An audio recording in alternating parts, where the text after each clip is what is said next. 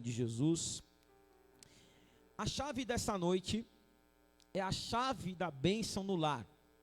Aí você pode dizer assim, pastor, você poderia ter lido um texto que falasse de família. Já que a chave da bênção no lar, que texto é esse que se arrumou em Ezequiel, falando de atalaia? Irmãos, nós precisamos entender o tempo que nós estamos vivendo. Eu tenho falado aqui no altar, nós estamos nos últimos dias. Nós estamos prestes a viver o Apocalipse. Nós estamos prestes a viver a grande tribulação. Se você não se ligar nisso, Jesus vai voltar e você nem vai perceber que ele voltou. A igreja de Jesus, aqueles que permanecerem na presença de Deus, subirá. Então hoje, eu preciso te avisar. E falando da bênção no lar, a maior bênção que a gente pode ter no nosso lar é a nossa família salva. Posso ouvir um amém? A nossa família salva. Então, o que é um atalaia? Atalaia, em um exército, era aquele cara que ficava na torre. Tinha uma torre, todas as cidades tinham uma torre bem alta. Essa torre se chamava torre de vigia. Diga comigo, torre de vigia. E o atalaia ficava na torre. Então ele olhava para ver se o inimigo estava vindo. E se o inimigo estivesse vindo, qual que era o papel do atalaia? Avisar a cidade que o inimigo estava vindo, que o inimigo estava chegando. Então ele não podia dormir, ele não podia descansar naquela hora, era a hora dele ficar atento, porque se o inimigo viesse, ele teria que avisar. E aí a palavra está falando que se o atalaia, ele avisasse o povo e o povo não se posicionasse, então a responsabilidade não seria do atalaia, porque ele avisou. É aquilo, Deus avisou, a pessoa quer continuar do jeito que está, continua. E aí a culpa não é do atalaia, o atalaia está avisando. Agora, se o atalaia pisou na bola, o atalaia não avisou, viu o inimigo chegar, ele não avisou, e por isso todo mundo morreu, por causa da irresponsabilidade dele, o sangue daquelas pessoas ficariam na mão do atalaia. Então olha só a responsabilidade que nós temos. E eu digo para você nessa noite, Deus te trouxe aqui, porque você foi chamado para ser um atalaia do Senhor na tua casa. Se você quer a bênção da família, se você quer a bênção no teu lar, você precisa começar a se portar como uma pessoa, como um atalaia, como aquele que já conhece a Deus. Porque muitos que vêm para a igreja, a família não vem junto. Tem gente que ainda não crê como você crê. Tem gente que ainda não conhece Jesus como você conhece. Então qual que é o teu papel? Avisá-los, fortalecê-los, falar para eles que são os últimos dias, falar para eles que Jesus está voltando. Então o nosso papel é o quê? É orar, em primeiro lugar, orar. Diga comigo, orar. Primeiro, o meu papel é orar. Fala assim, o meu papel é orar. Então você vai orar pela tua família. Às vezes você não vai falar, mas você vai orar por eles. Você vai apresentar a vida deles todos os dias diante do Senhor, para que eles não venham ser pegos de surpresa. Segunda coisa que você vai fazer, você vai pregar para eles. A Bíblia fala assim, como ouvirão se não há quem pregue? Então, se você quer que a tua família realmente se converta, se você quer que a tua família vá para o céu, você precisa pregar para eles que Jesus existe, que Jesus ressuscitou. Falar de, pastor, mas eles não vão ouvir. Tudo bem, se eles não ouvirem, a responsabilidade não é sua. Isso que a Bíblia está falando. Você é um atalaia. Então levanta a sua mão e fala assim, eu sou um atalaia. Fala assim, Deus me chamou para ser um atalaia. E por que então Deus está tão preocupado com o teu lar? Por que Deus está tão preocupado com a tua família? Porque Deus, Ele tem um projeto para a família. A Bíblia fala em Gênesis no capítulo 7, no versículo 1, que Deus disse assim, Noé, entra tu e toda a tua família na arca, porque tenho visto que é justo diante de mim nesta geração. Antes de vir o dilúvio, Deus fala para Noé, entra tu e a tua família na arca. Deus poderia ter falado, Noé, entra na arca, porque eu gosto de você. Mas Deus não falou. Deus falou assim, Noé, você e a tua família vão entrar na arca. Deus tem um projeto e se preocupa com a nossa família. Segundo, Jesus se preocupa com a nossa família. A Bíblia fala em João, no capítulo 19, no versículo 26 e 27, diz assim, ora, Jesus vendo ali a sua mãe, e que o discípulo a quem ele amava era João. Lembra a semana passada que eu falei, naquelas fotos de Santa Ceia, talvez vocês já viram alguma, e que tem um discípulo deitado no ombro de Jesus. Quem já viu uma foto dessa? Falei semana passada, esse discípulo, ele é citado na Bíblia como o discípulo a quem Jesus amava. E esse discípulo ele se chamava João. Ele era conhecido como o discípulo, o apóstolo do amor, porque ele tinha mais amor do que os outros. Ah, pastor, por que os outros, a Bíblia não cita que são aqueles que Jesus amava? Jesus não ama todo mundo? Sim, Jesus ama todo mundo. Só que quanto mais eu demonstro amor para Deus, mais retorna amor de Deus para mim. Então, na intensidade que eu chegar perto dele, vai ser na intensidade que vai vir o retorno dele para a minha vida. Por isso que a Bíblia fala, achegai-vos a Deus, e ele se achegará a vós outros. Então fala aqui, vendo ali a sua mãe, Jesus vendo ali a sua mãe, e o discípulo a quem ele amava, que era quem que eu falei? João, e que estava ali, disse a sua mãe, que Maria e João estavam aos pés da cruz. Jesus estava na cruz. E aí então Jesus olha e vê Maria, a mãe dele, e João, o discípulo a quem ele amava, e que também foi o único que ficou aos pés da cruz. Ele lá na cruz, todo ensanguentado, todo acabado, e só João estava aos pés da cruz, porque verdadeiramente João amava Jesus de todo o coração. E aí Jesus então, diz assim, ele se preocupa com a mãe dele. Ele fala assim, mulher, eis aí o teu filho. Olha, eu estou indo, eu estou aqui. Ó. Mesmo naquela situação, ele ainda tem a capacidade de se preocupar com a mãe dele. Porque assim, quando nós amamos a nossa família, mesmo estando às vezes passando momentos difíceis, a gente tem força para ajudar a nossa família. Então ele diz assim, mãe, agora eis aí o teu filho. E olha para João e fala assim, João, agora eis aí a tua mãe. No versículo 27 ele fala, depois disse ao discípulo, eis aí a tua mãe. E desde aquela hora o discípulo a recebeu em sua casa. João ouviu Jesus falou assim, ó, como se ele fosse assim, ó, eu estou indo, cuida dela para mim. E aí então mulher, olha, ele é o teu filho agora, eu não sou mais teu filho, eu cumpri a minha missão, agora ele vai cuidar de você. E você, João, faz um favor para mim, cuida dela. E João ouviu a voz do Senhor, e a partir daquele dia, Maria mudou-se para a casa de João, e eles se tornaram mãe e filho. Uma família se formou. E isso é tremendo, porque Deus forma famílias da onde nunca poderia talvez ter existido uma família. E a gente vê que nos dias de hoje, na sociedade que a gente vive, existem vários tipos de família. E a maioria das famílias que hoje existem, são famílias que muitas vezes são bagunçadas. Porque o pai que se divorciou da mãe, e aí forma uma família, deixa um filho na outra família, aí a mãe casa de novo, aí tem um padrasto que vai cuidar, mas também acaba... Tem padrasto que cuida bem, que ama igual o pai, mas tem outros padrastos que judia. Então a criança já cresce naquele ambiente judiada, já fica traumatizada, porque o divórcio ele traumatiza mesmo. Então a gente vive numa sociedade de pessoas traumatizadas. Talvez você, pela tua infância, pela família que você cresceu, ter sido assim, muitas vezes você carrega com você algumas coisas, e que isso prejudica a tua vida hoje, por causa dos traumas que você teve anteriormente. Então Jesus vem e cria uma família onde não teria possibilidade. E é por isso que talvez você fala, será que depois de tudo que eu vivi na minha família, depois de tudo que eu vivi na minha infância, será que ainda a minha família vai ser abençoada? Será que Deus ainda tem uma bênção no meu lar? E eu vim aqui nessa noite para te dizer, Jesus vai formar da tua família, a partir de agora, uma bênção. Todas as maldições que havia na tua casa estão sendo quebradas da tua vida. Se você quiser, se você se abrir, se você disser, Senhor, a partir de agora entra na minha casa, o Senhor vai entrar na tua casa, e no lugar da maldição, e no lugar dos traumas, vai vir um tempo de bênção dentro da tua casa. Jesus se preocupa com a tua casa. E aí você tem que entender então o propósito para qual o Senhor te colocou nessa família. Deus não te colocou nessa família à toa. De milhares e milhares de pessoas que poderiam nascer na família que você nasceu, Deus escolheu você para nascer. Então, se Deus escolheu você para nascer nessa família, eu quero dizer, Deus não errou. Deus preparou essa família para você. Então agora, para que Deus te colocou nessa família?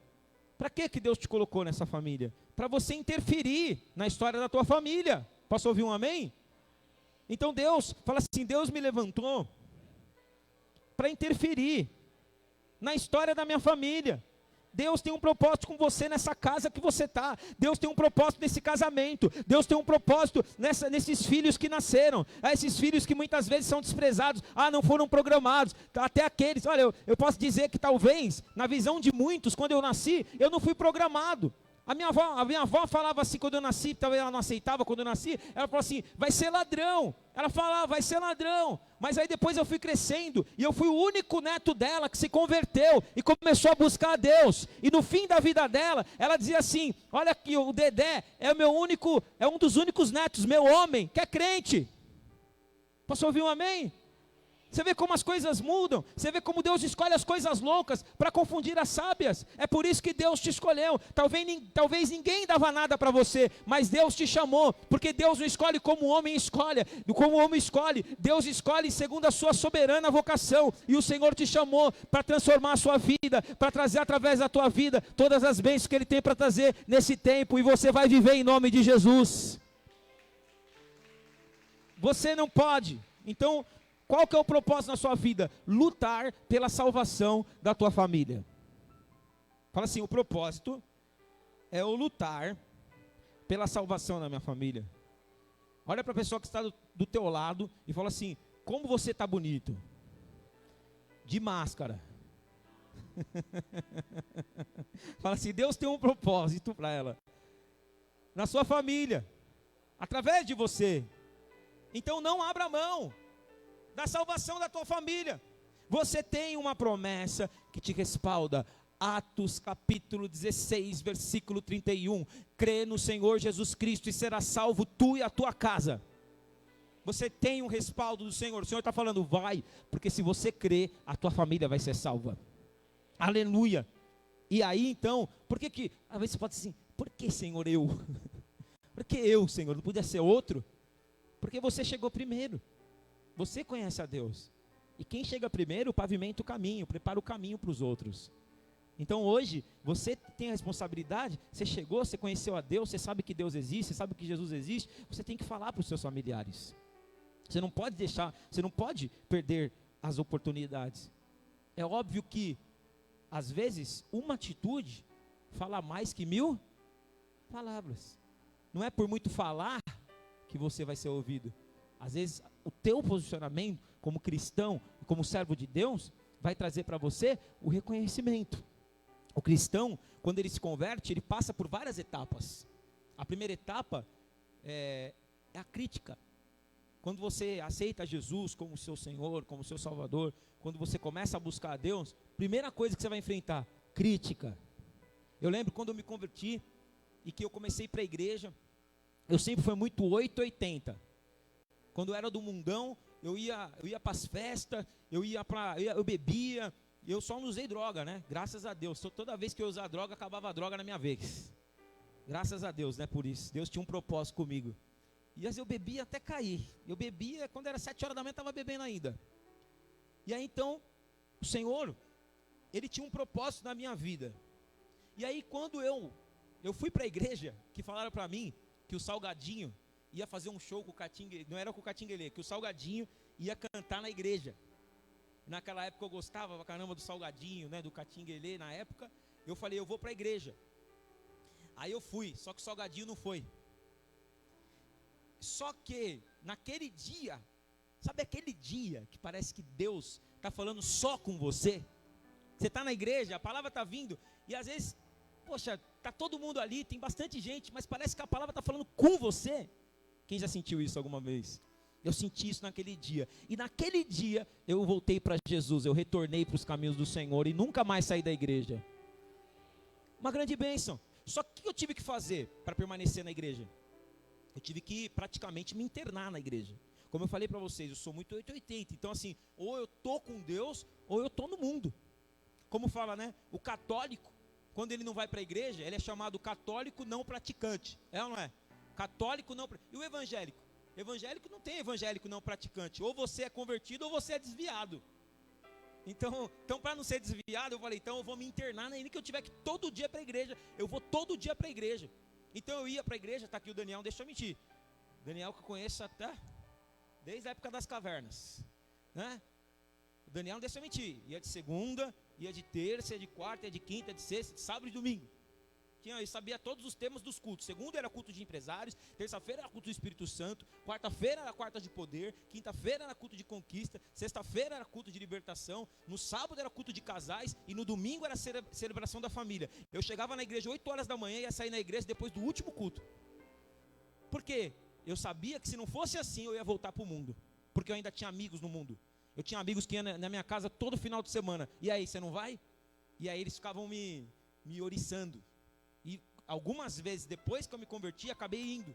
Só que quando chegava 3 horas da manhã, sabe aquela tristeza? Não sei se você já sentiu uma tristeza do Espírito Santo. É o Espírito Santo que coloca na sua vida. Nossa, você já não se sente bem naquele local, você já não se sente bem fazendo aquilo, você já não se sente bem. E aí a grande bênção porque o evangelho verdadeiro não é aquele que é imposto, ó, é proibido isso, Deus vai te condenar, não pode isso, não. O Espírito Santo mesmo começa a te mostrar, começa a trabalhar dentro do teu coração, mostra para você o caminho errado, mostra para você o caminho certo. Você olha no espelho e o Espírito Santo fala, ó, assim não está bom. Às vezes a Fran, quando a gente ia vir para a igreja, no começo ela punha roupa, ela falava assim para mim, amor, tá bom, você acha que está muito escandalosa a minha roupa? Eu falava assim, bicho, nem pergunta isso para mim, olha no espelho e pergunta para o Espírito Santo. Aí ela olhava para o espelho, Espírito Santo, tá bom? Aí toda vez estava bom. Toda vez estava bom. O Espírito Santo estava jogando só do lado dela. Mas porque quando as coisas são impostas, não é legal. Tudo que é proibido, não é, tudo que é proibido, minha mãe fala isso. Minha mãe vem para a igreja uma vez por mês, mas tem muita coisa que ela fala que é verdade. Minha mãe fala assim, tudo que é proibido a gente quer fazer. É impressionante.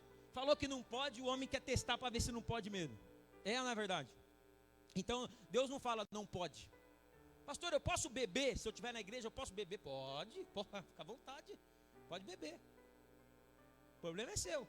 A ressaca vai ser sua, a dor de cabeça vai ser sua. O Zé Pilintra, se entrar, vai ser na sua casa, não tem problema nenhum. É tudo com você. Por isso que Deus não fala, não é que não pode, mas você assume a responsabilidade da bebida. Você assume, você vai beber, você vai se controlar, ou você vai fazer show, você vai destruir a sua casa. O que você quer para a sua vida? Você quer ensinar seus filhos isso? A beber também? A ser um viciado no álcool? Às vezes as pessoas acham que álcool não é droga. Álcool é droga. Álcool é droga.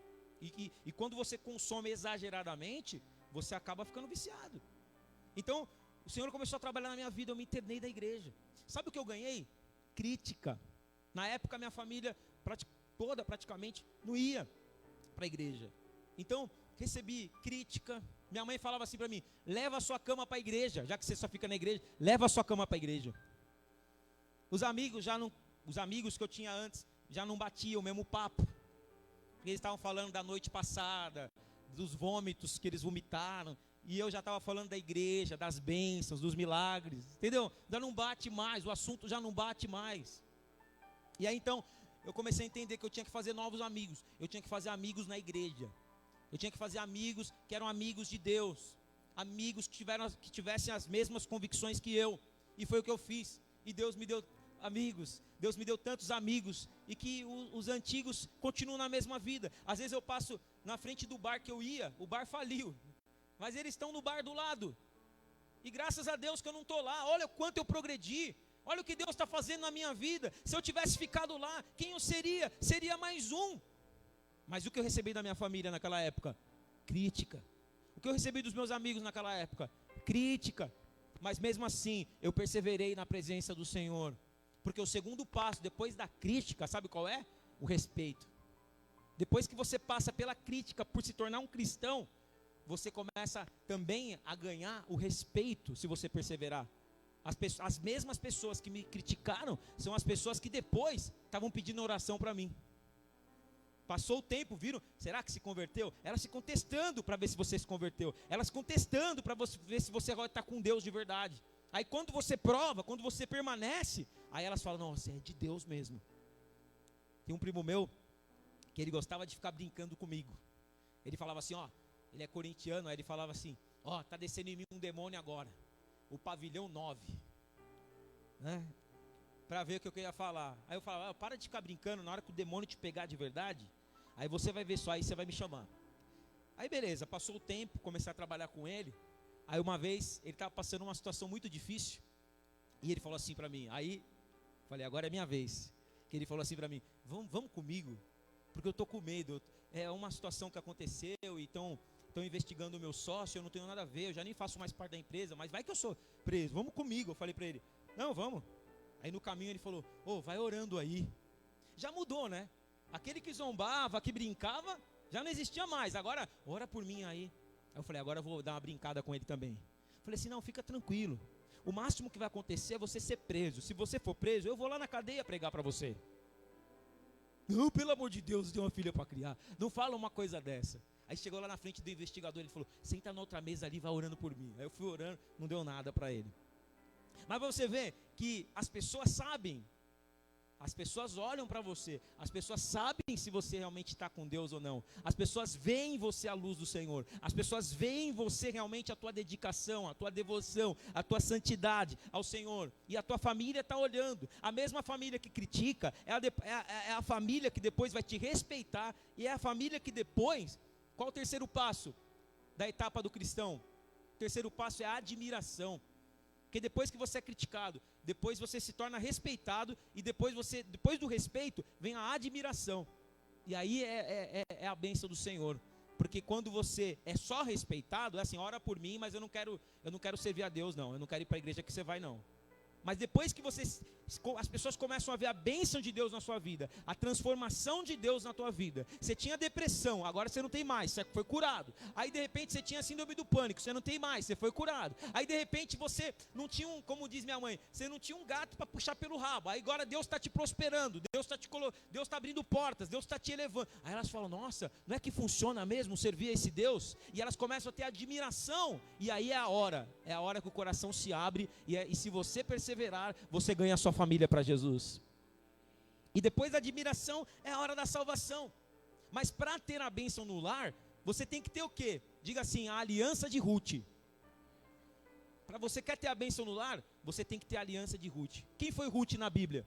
Ruth foi uma moabita, uma estrangeira, ela não era israelita. Ela casou com um homem israelita. E a sogra dela se chamava Noemi. E Noemi perdeu o marido, olha a situação dessa mulher. Ela perdeu o marido, perdeu os 2 filhos e ficou com as 2 noras. E as 2 noras ficaram com a sogra. Então naquele momento não tinha mais o que as noras fazerem com Noemi, fazerem com a sogra. Os maridos morreram, elas tinham que cuidar da vida delas. Só que Orfa, que era uma das noras, quando a sogra falou, vão embora, Orfa foi. Mas Ruth falou, não, eu não vou deixar minha sogra agora. Se eu estava com a minha sogra nos momentos bons, eu vou estar com a minha sogra nos momentos ruins. Essa atitude é a atitude que mostra as pessoas que realmente têm aliança com a sua família. Porque nesses dias, qualquer coisinha, as pessoas estão indo embora. Porque nesses dias, as pessoas não têm aliança umas com as outras. E você quer ter uma família abençoada? Tenha uma aliança com a sua família. E a palavra fala, lá em Ruth, no capítulo 1, no versículo 16, aquele verso famoso, que eu falo nos casamentos que eu faço. Lá em Ruth 1,16, tem aquele versículo famoso que Ruth diz assim para a sogra dela, aonde tu fores, irei eu, aonde tu pousares, pousarei eu, aonde o teu povo é o meu povo, e o teu Deus é o meu Deus. Ela fez esse voto, ela fez essa aliança, e essa aliança fez com que Deus transformasse a família dela. Uma família que estava de luto. Uma família que não tinha motivos para se alegrar. Você imagina, perder marido, a outra perdeu os 2 filhos e o marido. Olha a situação. E sabe qual era a situação de Ruth? Ela estava pegando espigas. Pensa em final de feira, e a pessoa vai lá pegar resto. Ela ia no final da colheita para pegar resto de espiga.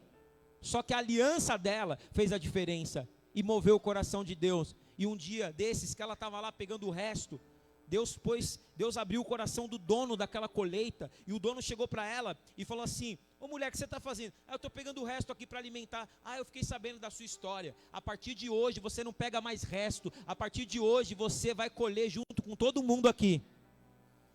E mais, Deus abre o coração de uma maneira tão poderosa daquele homem, ele se chamava Boaz, e Boaz, ele se apaixona por Ruth, e ele casa com ela, e ele resgata ela, porque como ela era estrangeira, ela não podia viver uma vida normal, né, na terra que ela estava. Então ele vai e resgata ela, ele se torna um resgatador dela. E tudo por quê? Porque ela fez uma aliança. E sabe o que aconteceu com Boaz e com Ruth? Através deles nasceu um filho. E depois desse filho, esse filho foi gerando outros filhos, até que nasceu Jesus Cristo.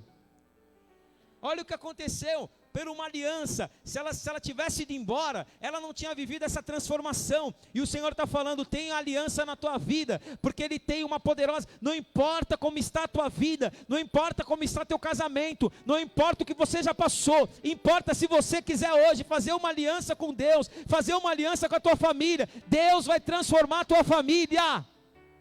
A tua família de maldição vai se transformar em bênção. Amém? A segunda coisa que vai trazer a bênção no teu lar é o sentimento de Neemias. Fala assim, Deus, coloque em mim o sentimento de Neemias. Neemias, capítulo 2, versículo 3. Neemias chora diante do rei e fala assim, o rei fala para ele, por que você está triste? E ele fala, eu estou triste porque a minha família está na miséria. Eu estou triste porque a casa da minha família foi destruída. Eu estou triste porque a cidade dos meus pais virou ruínas. E o rei falou, o que você quer? Ele falou, se o senhor deixar, eu quero ir lá restaurar Jerusalém. Eu quero reconstruir a cidade dos meus pais. E a palavra fala que o rei, Deus abriu o coração do rei, mais uma vez, e Deus permitiu que o rei deixasse Neemias ir lá para Jerusalém para reconstruir a cidade dos seus pais. Neemias foi lá para Jerusalém, quando ele chegou lá, ele chorou mais ainda. Sabe aquela situação que você olha, você chora, mas quando você para pensar, aí você chora mais ainda, angustia o teu coração. Foi assim que aconteceu com Neemias. Mas Neemias, ele arrumou força. E ele disse assim, em Neemias 8,15, a alegria do Senhor é a minha força. Repita isso na tua vida. Você que está com a tua família desse jeito, fala assim, a alegria do Senhor é a minha força. Você que quer a bênção no teu lar, fala assim, a alegria do Senhor é a minha força. Não importa se a tua família está em ruínas, não importa se você olha e como Neemias, você só vê pedra e você não sabe nem por onde começar. O Senhor está falando, você vai reconstruir pelas mãos de Deus. Hoje de manhã eu vi uma pá e uma arma nas mãos das pessoas. Não é arma para atirar em ninguém não, é arma espiritual. O Senhor vai colocar na tua mão uma pá para reconstrução e uma arma que é a palavra de Deus, e através dessa arma e através dessa pá haverá reconstrução. E Neemias reconstruiu Jerusalém em 52 dias. Sabe o que significa isso? Irmão, não se reforma um prédio desse em 52 dias. Imagina uma cidade, ou seja, quando a mão de Deus está, Ele faz a obra em tempo recorde. E o que Deus tem para fazer na tua vida não vai demorar. Se você hoje der um passo para Deus, Ele vai fazer coisas muito rápido na tua vida.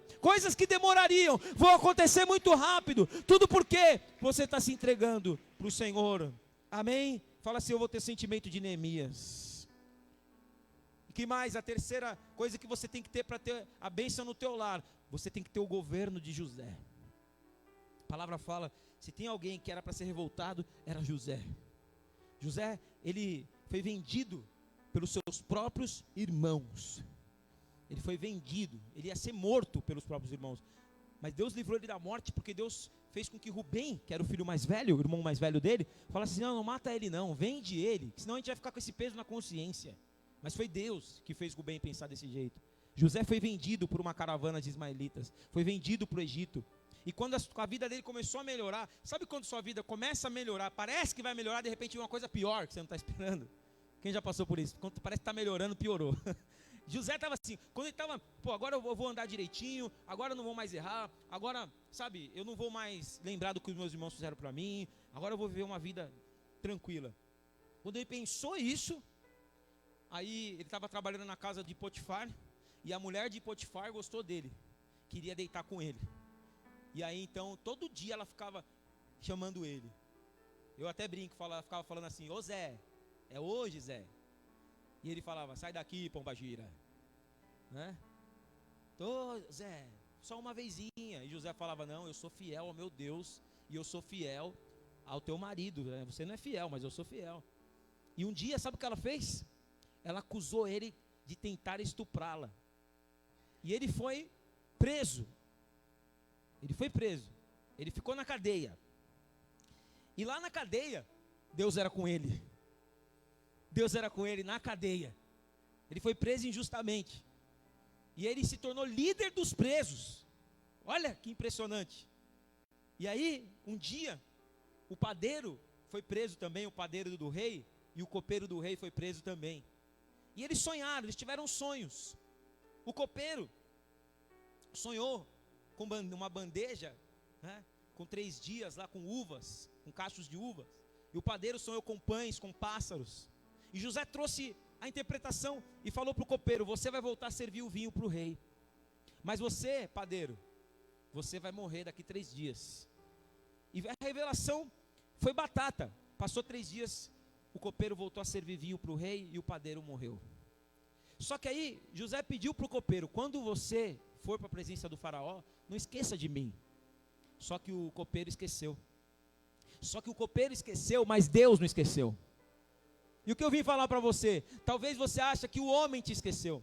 Talvez você foi traído pelos homens. Talvez você foi injustiçado pelos homens. Mas eu quero dizer para você: a obra que Deus tem na tua vida ainda permanece, se você quiser. Hoje, o Senhor está dizendo que Ele não se esqueceu de você. Que hoje Ele vai trazer a lembrança. E Ele vai começar, Ele vai retomar a obra na tua vida. E a palavra fala que José estava lá na prisão. E o copeiro um dia lembrou de José. Como ele lembrou de José? Quando o faraó teve um sonho. O faraó sonhou com 7 vacas gordas e 7 vacas magras. E ele falou: 7 vacas gordas representam um tempo de fartura no Egito, um tempo de prosperidade. E 7 vacas magras é um tempo de miséria, de escassez, que vai faltar comida no mundo inteiro. E aí então o faraó falou: e agora o que eu faço? Ele falou: pega um homem da tua confiança, um homem sábio, um homem que tenha habilidade, para que nesse tempo de fartura, ele possa armazenar comida aqui no Egito, para que no tempo da fome, todo mundo venha aqui comprar comida do Egito. E Faraó falou: então, esse homem que eu escolho é você. E José se torna o governador do Egito. Depois de tudo que ele passou, Deus coloca ele no cargo mais elevado do Egito. E para que Deus colocou ele ali?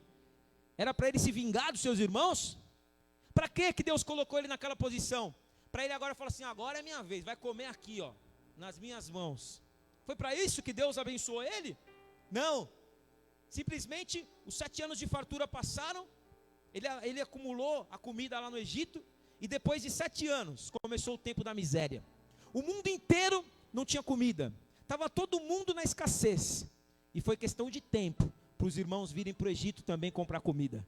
E quando os irmãos de José foram para o Egito para comprar comida, eles não reconheceram José, porque Deus tinha feito uma obra tão linda na vida de José, que nem os próprios irmãos reconheceram quem ele era.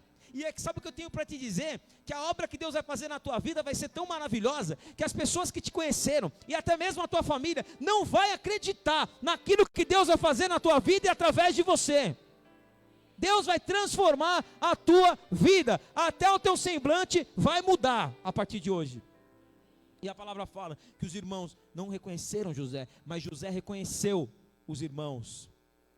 E aí depois, quando José se revelou a eles, eles falaram: por favor, José, não faça nada contra nós. Nós pisamos na bola com você, mas tem misericórdia de nós. E José falou: fica tranquilo, eu não vou fazer nada contra vocês. Tudo que vocês fizeram para mim foi para que Deus pudesse me levantar e me colocar no lugar que eu estou hoje. Então, na verdade, vocês pensaram que iam me causar maldição, mas Deus transformou a maldição em bênção. E eu vou ajudar vocês. Ele paga o mal com o bem. E a palavra fala, em Gênesis no capítulo 47, a palavra fala: Faraó diz para José: teu pai e os teus irmãos estão aí. A terra do Egito está diante de ti. No melhor da terra, faz habitar teu pai e os teus irmãos, e eles habitem na terra de Gósen. E se sabes que entre eles há homens valentes, os porás por maiorais do gado sobre o que tenho. Faraó fala assim: os teus irmãos estão aí. E José falou: eles são pastores. E aí o faraó falou: pode colocar eles para morar, se você quiser, na melhor terra do Egito. E José falou: eu quero. Coloca eles para morar na melhor terra do Egito, chamava terra de Gósen. E os irmãos de José e o pai de José foram morar na terra de Gósen. Por quê? Porque Deus mudou a história de José. E José não se vingou dos irmãos, mas José usou a bênção que Deus deu para ele, o governo que Deus deu para ele, para abençoar a sua família, para abençoar a sua casa. E sabe o que Deus está me mostrando aqui nessa noite? Que Deus vai levantar muitas pessoas aqui nessa situação. Ele vai te dar o governo de José de uma tal forma em que você vai poder abençoar a tua família, você vai poder dividir com a tua família. As pessoas que não acreditavam em você, você vai ajudar elas, e elas vão glorificar a Deus através da tua vida, porque como José foi levantado no Egito, Deus está te levantando nessa noite. Pode aplaudir ao Senhor em nome de Jesus. E a última coisa que eu quero falar nessa noite, eu termino falando sobre a família de Deus. Qual que é a família de Deus? A família aqui na terra, cada um tem sua família. A família aqui na terra é um prefácio da família que vai morar no céu. Por isso que quando você vem para a igreja, você não acha estranho, nós nos tratamos como irmãos. Oi irmão, está tudo bem com você? Oi irmã, está tudo bem com você? Não é por um jargão religioso, se tornou, né? Igual o pessoal que fala paz do Senhor, né? Paz do Senhor, o pessoal nem já virou um jargão, já virou mania. Tem gente que já fala bem rápido, paz de Deus, paz do Senhor, né? Já nem sabe o que está falando, já nem transmite mais a paz. O Senhor nos chamou para sermos irmãos. Por isso que quando você vem na igreja, nós estamos nos reunindo em família. Nós estamos aqui no meio, nós somos uma grande família. Amém? Então, a Bíblia fala em 1 Coríntios, no capítulo 12, que em um corpo há muitas partes. No teu corpo tem muitas partes. Mas se você machucar o teu dedinho mindinho, teu corpo todo sofre junto. É ou não é verdade? Quando você machuca alguma parte do teu corpo, todo o teu corpo padece. Assim é aqui na igreja. Aqui na igreja tem que ser assim, pelo menos teria que ser assim. Então, se um está passando uma dificuldade, todo mundo vai ajudar. Se um está aflito, todo mundo vai ficar aflito junto, para ajudar. Se um está chorando, como essa semana agora, nós fizemos 7 dias de campanha pela vida do Sr. Portela, e vamos continuar fazendo pela vida dele, está entubado. Como nós oramos pelo Denis 7 dias, e hoje, para a honra e glória do Senhor, ele já está em casa, está assistindo o culto agora lá na casa dele. Ele saiu, venceu 75% do pulmão comprometido, porque Jesus foi lá e soprou o fôlego de vida no pulmão dele. E a igreja toda orou por ele, todo dia entrando na live, orando, orando e orando. E sabe o que vai acontecer? Terça-feira agora, nós vamos lá em Osasco, na frente do hospital, onde está o Sr. Portela, e nós vamos profetizar que ele vai sair de lá, como se fosse o nosso pai. Porque essa família, a família restaura, a família de Deus. Nós vemos nas igrejas por aí, que as igrejas, na verdade, viraram um grande desfile de moda. É um olhando estranho para o outro, é um querendo ser mais que o outro, é um competindo com o outro, é um irmão fofocando da vida do outro. Está amarrado em nome de Jesus, porque a verdadeira igreja de Cristo é uma família. Toda família tem problemas. Toda família às vezes dá umas faíscas, é normal. Mas quando é família, quando há uma aliança, quando há um sentimento, o amor prevalece.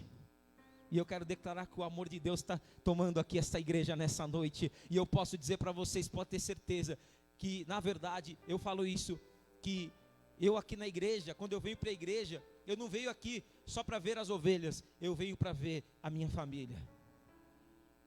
Jesus, em Marcos, no capítulo 3, versículo 33 a 35, a Bíblia fala assim, que a mãe de Jesus e os irmãos dele estavam lá fora. Jesus estava diante da multidão, curando os enfermos, pregando a palavra. E disseram assim, o teu pai e a tua mãe estão lá fora, querendo falar com você. E Jesus falou assim, diante da multidão, o meu pai e a minha mãe são aqueles que fazem a vontade do meu pai.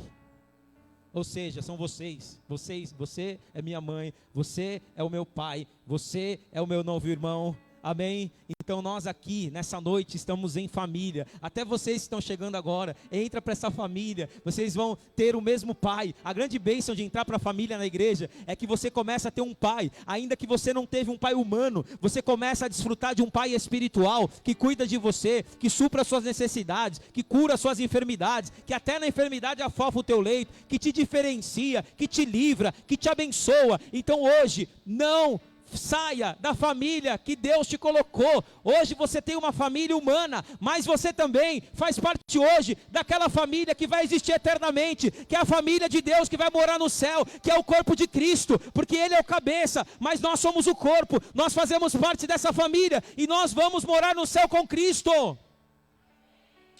Glória a Deus. Nós somos chamados corpo de Cristo. Espiritualmente, todos nós aqui somos parentes, filhos do mesmo Pai. E a grande bênção é que Deus nos escolheu como irmãos, e nós vamos unir a nossa fé nessa noite. E eu creio que uma pessoa sozinha não consegue vencer o diabo. Ontem eu fui ver um apartamento, aí cheguei lá no apartamento, rapaz, desisti na hora. O cara tinha assim no móvel dele, que assim, saravá. Depois fui na varanda dele, tinha uns garfos tridentes assim do diabo. Depois na estante dele, tinha 7 mães de santo. Não, 7 não, 9 mães de santo, porque 9 é o número do satanismo. Depois ele foi mostrar para mim o quarto dele. Dentro do quarto, tinha copos de uísque em cima das camisas dele, que é algum trabalho que ele fez. Aí eu, sem querer, sabe quando você esquece? Sem querer, eu falei para ele, como é seu nome? Ele falou, Marcos. Aí a hora eu lembrei, falei, se ele perguntar o meu, vou falar que é Luiz. Vou falar que é Éder. Aí não perguntou, você não acredita, eu fui dormir essa noite, 3h16 da manhã eu acordei. 3h16 da manhã eu acordei. Quando eu acordei, eu senti a presença do diabo no meu quarto. E ele falava assim para mim, você não falou o nome, mas eu falei para ele qual é o seu nome. O diabo falou para mim. Aí eu falei para ele, você falou? Então vai lá falar para ele que também na minha vida tem um sobrenome, que é o nome do meu pai. E o nome de Jesus é um nome que é acima de todo nome. E é o seguinte, demônio, não sou eu que tenho que ter medo de você, é você que tem que ter medo de mim. Então vai lá e fala para ele isso. Pum, saiu. E eu quero declarar que assim vai ser na tua vida. Sabe o que eu estou vendo? Deus quebrando maldições de dentro da tua casa. Eu estou vendo pactos sendo quebrados dentro da tua casa. Consagrações sendo quebradas dentro da tua casa. Você nem sabe da tua raiz, mas talvez lá atrás foi feita uma consagração. Mas Deus está quebrando nessa noite em nome de Jesus. E a partir de você vai ser só bênção em nome de Jesus.